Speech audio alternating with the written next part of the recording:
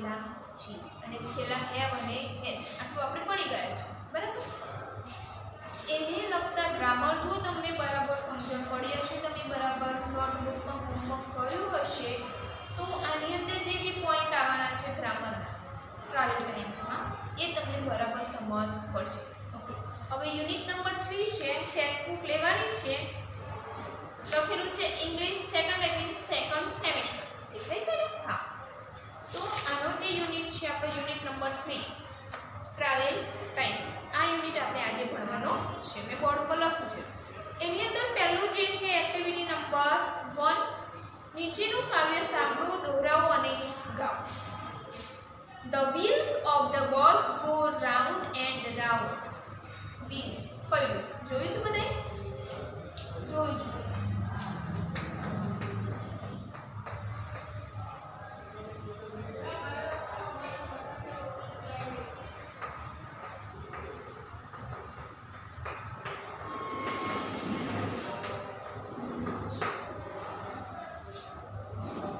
The wheels of the bus, બસે બધાએ જોઈ છે. Go round and round. Round એટલે ગોળ. બસનું પૈડું હોય, બાઇકનું પૈડું હોય, ઇવન તમારી સાયકલનું જે પૈડું હોય, વ્હીલ હોય, એ હંમેશા ગોળ ગોળ ફરતું હોય છે. ફરે છે ને? Round and round, round and round, ગોળ ગોળ ગોળ ગોળ. The people on the bus go up and down. People એટલે લોકો.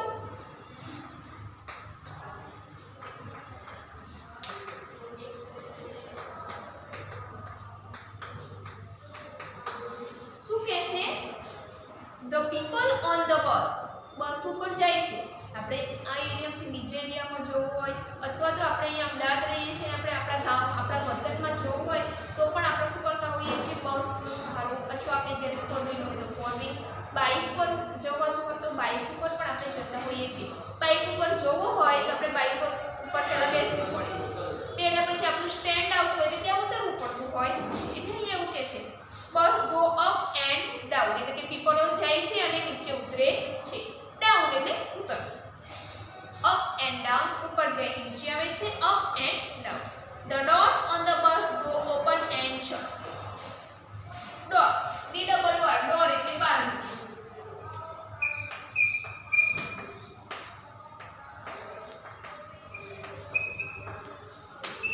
શું કીધું છે?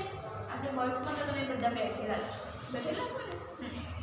તો જ્યારે કોઈ પણ વ્યક્તિ આપણું સ્ટેન્ડ આવે પણ આપણા કરતાં બીજા કોઈ ઘણા બધા પેસેન્જર બેઠેલા હોય, એ બધાનું જ્યારે અંદર સ્ટેન્ડ આવે ત્યારે કંડક્ટર જે હોય બસનો દરવાજો જે હોય ઓપન કરે છે, ખોલે છે, અને પછી જ્યારે પેસેન્જર ઉતરી જાય તો દરવાજો શું કરી દે છે? બંધ. એટલે અહીંયા શું કીધું છે? The doors on the bus go open. Open એટલે ખોલવું. O-P-E-N. ઓપન એટલે ખોલવું. શટ, S-H-U-T, શટ એટલે બંધ. આગળ ટુ લખીએ તો કરવું એવું પણ થઈ જતું, બંધ કરવું એવું થતું હોય. ઓપન એન્ડ શટ, ખોલે છે બંધ કરે છે. ઓપન એન્ડ શટ, ખોલે છે બંધ કરે છે. The horn on the bus goes beep beep beep. બસની હોર્ન પણ વાગતી હોય એટલે બીપ બીપ એવો અવાજ આવતો હોય છે. Beep beep beep beep beep. The baby on the bus say વાહ વાહ વાહ. આવો અવાજ સાંભળે એટલે નાના જે બાળકો એ ખુશ થઈ જતા હોય છે. એટલે શું કહે છે? નાનો બેબી જે છે બસમાં બેઠેલો છે ને આવો એનો અવાજ હોર્ન સાંભળી અને વાહ વાહ એવું કરતો હોય છે. The mummy on the bus says એટલે મમ્મી પેલો વાહ વાહ કરે, ડિટેલમાં હસતો હોય એટલે મમ્મી શું કોઈ પેલા નાના બાળકને બંધ કર, બોલવાનું નહીં એવો અવાજ કરતા હોય છે. ઓકે, તો આ પોએમની અંદર તમારે કશું જ કરવાનું નથી, ફક્ત વાંચવાના છે. અને અહીંયા જે મેં બોર્ડ ઉપર ન્યૂ વર્ડ્સ લખ્યા છે એ તમારે નોટબુક પર લખી દેવાના છે. ઓકે, હવે એક્ટિવિટી નંબર 2 છે. 2 ની અંદર શું કે છે? 2A, ચિત્ર જુઓ અને સ્થળોના નામ લખો. એટલે કે પિક્ચર જોઈ અને એની સામે એનું નામ લખવાનું છે. હવે પહેલું જે પિક્ચર જે છે એ શેનું દેખાઈ આવે છે તમને? જો આમ તમે ડિટેલમાં થોડાક જોશો અને ધ્યાનથી જોશો તો મને તો હોસ્પિટલનું લાગી રહ્યું છે. કયું પહેલું ચિત્ર? આની વાત કરી છે હે ને આ ચિત્રની. તો કેવી રીતે તમને હું ટીચર એવું કે તમને કેવી રીતે ખબર પડી? તો અહીંયા જો પેશન્ટને એમ્બ્યુલન્સમાંથી લઈ જવામાં આવે છે તો ધેટ્સ મીન આ જે પિક્ચર જે છે હોસ્પિટલનું છે. હવે બાજુમાં જે પિક્ચર દેખાય છે અહીંયા શેનું છે? ગાર્ડન. તો અહીંયા નીચે તમને અહીંયા બ્લુ કલરની લાઈન પણ આપેલી છે દેખાય છે ને? એની અંદર એનો જવાબ લખવાના છે. ઓકે. પછી ત્રીજું જે ચિત્ર છે એ પોસ્ટ ઓફિસનું છે. પછી એની સામે છે સ્કૂલનું છે. હવે શું કીધું છે? એટલે કે આ ચાર નામ લખવાના છે. પહેલા નામની અંદર શું આવશે? હોસ્પિટલ. પછી એની સામેનું જે પિક્ચર છે એની અંદર ગાર્ડન. પછીનું જે છે એ પોસ્ટ ઓફિસ અને પછી જે છે હોસ્પિટલનું આવતું હોય છે. બસ જે સ્થળે ગઈ છે તેનો નકશો અહીં આપ્યો છે. તે કયા કયા સ્થળેથી બસ પસાર થઈ રહી છે એ અહીંયા એનો નકશો આપે છે. કે આમાં અહીંયા આપણે એએમટીએસ છે, બીઆરટીએસ છે, આમાં ક્યાંક ફરતી જતી હોય છે. તેનો અહીંયા બીજી બસ હતી ગોળ ફરતી ક્યાંક જાય છે. અંદર જે સ્ટેન્ડ આવ્યા છે જ્યાં થઈને પસાર થઈ છે એ વસ્તુ અહીંયા દોરીને બતાવવામાં આવેલું છે. તો પહેલા તો હોસ્પિટલ આગળથી ગઈ છે, બીજું છે પોસ્ટ ઓફિસ, પછી સ્કૂલ છે, પછી પંચાયત ઓફિસ છે, પછી ગાર્ડન આગળથી જાય છે, છેલ્લા રેલવે સ્ટેશન આગળથી બસ નીકળતી હોય છે. તો એક્ટિવિટી નંબર 2B માં તમારે કઈ કરવાનું છે નહીં, ફક્ત જોવાનું છે. હવે એક્ટિવિટી નંબર 2C શું કહે છે? જોડીમાં કામ કરો. કયા સ્થળોએ કયા વ્યવસાયકારો મળશે યોગ્ય રીતે જોડકા જોડો અને નીચે આપેલા જગ્યામાં વાક્યો લખો. હવે શું કીધું? પોસ્ટમેન આપણને ક્યાં મળે? પોસ્ટ ઓફિસમાં. તો શું લખવાનું? Postman is at the post office. એક સમજાય તો બોર્ડ ઉપર. એ જ રીતે તમારે નોટબુકમાં અને ટેક્સ્ટબુકમાં પણ જગ્યા આપેલી છે. તો ટેક્સ્ટબુકમાં એટલે કે ચોપડીમાં પણ લખવાનું છે અને નોટબુકમાં પણ લખવાનું છે. જોઈ લો પહેલું સેન્ટેન્સ.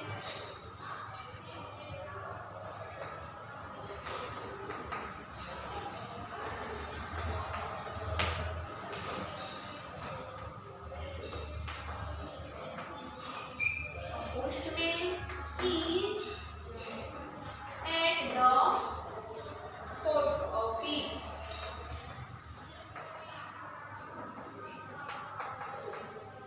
Okay. પછી બીજું છે a farmer. તો a farmer is at the farm. A policeman is at the police station. જો સામે હોસ્પિટલ આપે છે, આપણે હોસ્પિટલમાં આપણને પોલીસ મળે નહીં, ધ્યાન રાખજો. A doctor is at the hospital. A teacher is at the school. સમજ પડી ગઈ? ઓકે. તો આ રીતે તમારે નોટબુકમાં વસ્તુ લખવાની છે અને ચોપડીમાં પણ લખવાની છે. પેજ નંબર 56 છે, જોઈ લેજો બરાબર. હવે એક્ટિવિટી નંબર 2D.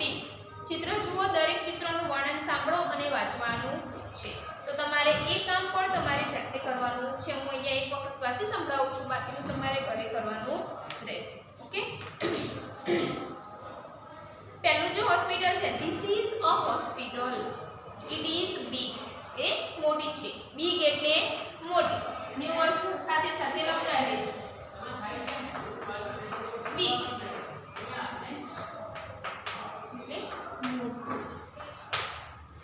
પછી શું કે there are many doctors in the hospital. હોસ્પિટલની અંદર ઘણા બધા ડોક્ટર છે. there are many nurses. nurses એટલે પરિચારિકાઓ. ડોક્ટરની પછીનું જે કામ કરતે પરિચારિકાઓ કહેવાય. there are male nurses and female nurses. male એટલે કે પુરુષ અને female એટલે સ્ત્રી. તો પુરુષ નર્સ પણ ત્યાં છે અને સ્ત્રી નર્સો પણ ત્યાં જોવા મળે છે. there are many patients in the hospital. patient એટલે દર્દી. patient એટલે શું? દર્દી.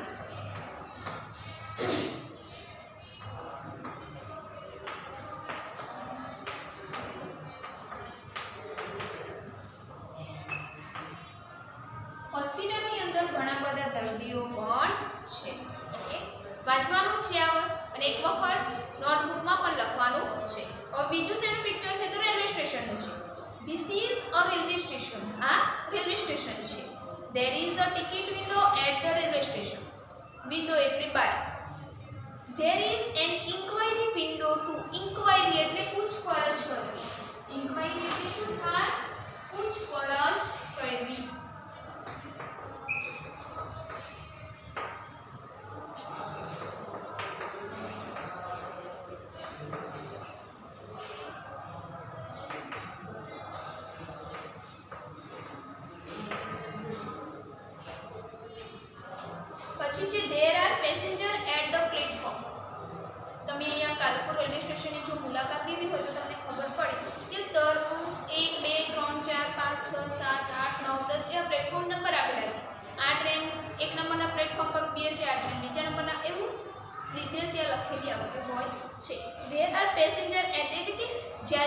ટ્રેન આવવાની છે જે પેસેન્જરની એ પ્લેટફોર્મ પર બધા પેસેન્જર મુસાફરો ઊભા છે.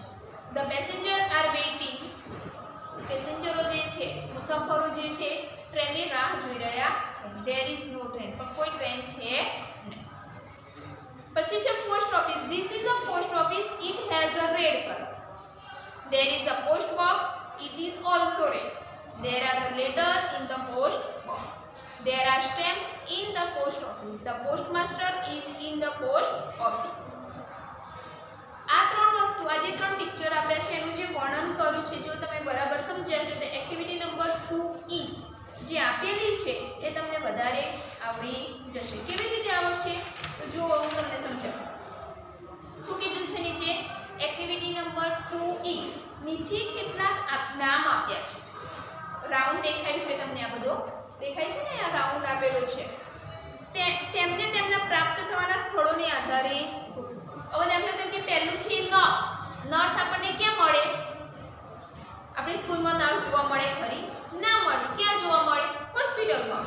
તો અહીંયા રેલવે સ્ટેશન, હોસ્પિટલ અને પોસ્ટ ઓફિસ ત્રણ ભાગ આપ્યા છે. તો નર્સ છે તો શેમાં જાય? હોસ્પિટલ. પછી છે પોસ્ટકાર્ડ. પોસ્ટકાર્ડ ક્યાં જોવા મળે આપણને? હોસ્પિટલમાં જોવા મળે? ના. ક્યાં જોવા મળે? પોસ્ટ ઓફિસમાં. તે વસ્તુ ક્યાં જાય? Post office. પછી છે ચોકસ્ટિક. ચોકસ્ટિક હોસ્પિટલમાં ના મળે. ક્યાં મળે? સ્કૂલમાં મળે. તો અહીંયા આપ્યું નથી તો એ લખવાનું છે નહીં. ઇન્જેક્શન. ઇન્જેક્શન ક્યાં મળે આપણને? તો કે હોસ્પિટલ. પછી enquiry window. Enquiry window railway station ઉપર જોવા મળતી હોય છે. ટિકિટ્સ પણ આપણને રેલવે સ્ટેશન ઉપર જોવા મળતી હોય છે. એ વસ્તુ તમારે લખવાની રહેશે. ઓકે. હવે આગળનું જુઓ તો શું કીધું છે? જૂથમાં કામ કરો. આગળના કોષ્ટક પરથી ઉદાહરણ પ્રમાણે વાક્ય બનાવો, બોલો અને લખો. There is a nurse at the hospital. મેં કીધું તો નર્સ આપણને હોસ્પિટલમાં જોવા મળે. પછી સ્ટેમ્પ્સ છે તો ધેર ઇઝ અ બહુવચન છે એટલે શું આવશે? ધેર ઇઝ કે ધેર આર. તો there are stamp at the post office. Stamp આપણને ક્યાં જોવા મળે? પોસ્ટ ઓફિસમાં જોવા મળતા હોય છે. પછી there is a doctor at the hospital. પછીનું જે છે પેસેન્જર. તો પેસેન્જર આપણને ક્યાં જોવા મળે? રેલવે સ્ટેશન પર. તો there are passenger at the railway station. આ રીતે 10 સેન્ટેન્સ